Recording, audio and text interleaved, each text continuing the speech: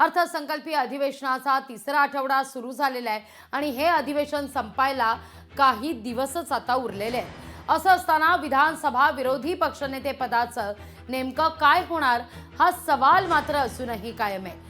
महाविकास आघाडीकडून ठाकरेंच्या शिवसेनेनं विधानसभा विरोधी पक्षनेते पदाकरता भास्कर जाधव यांचं नाव अध्यक्षांकडे दिलंय, मात्र अजूनही त्यावर कुठलाही निर्णय झालेला नाही। पुढील 7 दिवसात निर्णय झाला नाही तर सलग हिवाळी अधिवेशनानंतर हे दुसरं अधिवेशन सुद्धा म्हणजेच अर्थसंकल्पीय अधिवेशन सुद्धा विरोधी पक्ष नेते विनाच पार पडेल।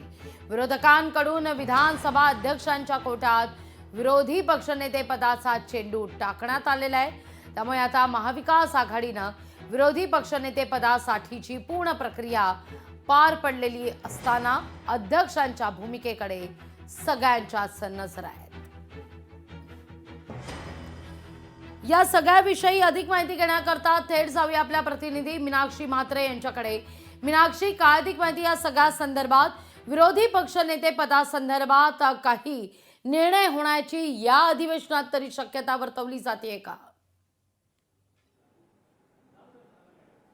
निश्चितच लाघवी, आपण पाहतोय की अर्थसंकल्पीय अधिवेशनाचा तिसरा आठवडा सुरू झालेला आहे आणि या आठवड्याचा आजचा तिसरा दिवस आहे। मात्र एकूणच विधानसभा विरोधी पक्ष नेते पदासाठी महाविकास आघाडीकडनं उद्धव ठाकरे यांच्या शिवसेनेकडनं भास्कर जाधव यांचं नाव जे आहे ते विधानसभा अध्यक्ष राहुल नार्वेकर यांच्याकडे देण्यात आलेलं आहे। पण मात्र अद्यापही या नावावरती निर्णय जो आहे तो घेण्यात आलेला नाही। आपण पाहतोय की जोरदार विरोध जो आहे तो भाजपकडनं केला जात आहे भास्कर जाधव यांच्या नावासाठी, कारण भास्कर जाधव यांच्यामुळे 12 आमदार जे आहेत भाजपचे निलंबित झाले होते आणि त्यामुळेच कुठेतरी तो राग आहे, म्हणूनच विरोध जो आहे तो त्यांच्या नावाला केला जात आहे। खरं तर काही दिवसच राहिलेले आहेत आणि या काही दिवसांमध्ये विधानसभा अध्यक्ष राहुल नार्वेकर भास्कर जाधव यांच्या नावाचा निर्णय जो आहे विरोधी पक्ष नेतेपदासाठी करतात की नाही हे पाहणं महत्त्वाचं राहणार आहे। पण सध्या आपण पाहतोय की अधिवेशनाचा तिसरा आठवडा सुरू झालेला आहे, अद्यापही या नावावरती निर्णय जो आहे तो घेण्यात आलेला नाहीये।